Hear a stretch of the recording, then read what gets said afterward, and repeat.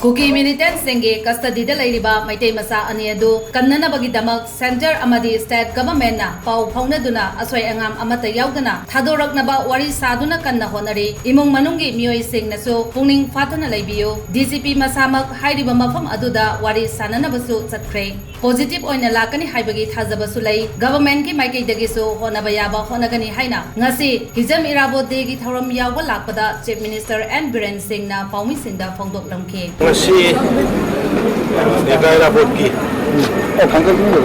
Samaga, Nipala Chubama, Visida, Epudimia, Mamma, Injury. Mana Nujaramba, Nujaramba Manipur, Bharat, Madu Oyanaba,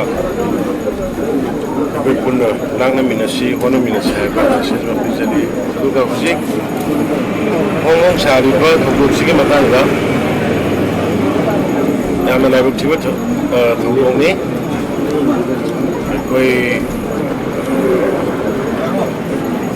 Moi Ohungi Manunda. Amadi numit da dum Thadoraknaba aduga ani mo se phawa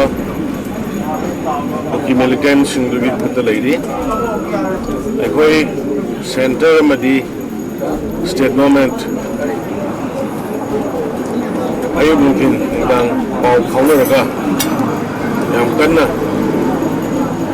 soiba ngamba yaw burani bi Thadoraknaba ekoi contact only Wari Sanari Loina Wari Sanamaga Loina Sarkar Sigita Pompa, Sarkar Amita Pompa,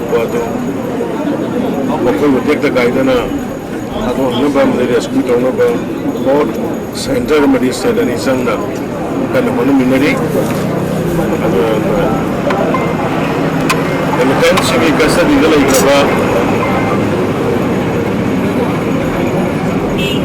Sumbugi, Manu Singsu, Matam Katan, Katana, Labina by Kanna, Hotnari, Mujim Maksu Koi, Dizi Masa, I remember Panduga, Yasuko Salaga, Mariola, Donoga, Hake, and the Swagana. Positive about the Bill of the Lakani having it has a very quite a lake, and I am short term in a sea height that I have there. I built the woman is high to get away. No way about the highway, I have my own. No way about the people who want to get away. Already, I have another way.